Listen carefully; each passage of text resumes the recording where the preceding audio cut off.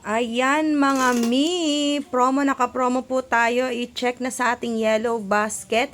10 piraso na po na tissue ay talaga namang sulit na sulit kayo dyan mga mima. At saka yung ating wipes po dyan, i-check nyo sa yellow basket. Ganito siya kakapal. Sobrang kapal po niya. Magkano lang yan mga mima. I-check nyo na kagad sa inyo ating yellow basket.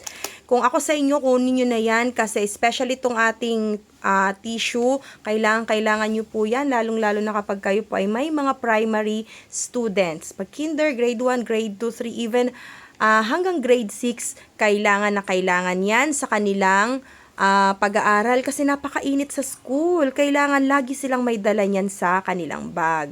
Pag magre-recess sila, kailangan nila 'yan. O di ba?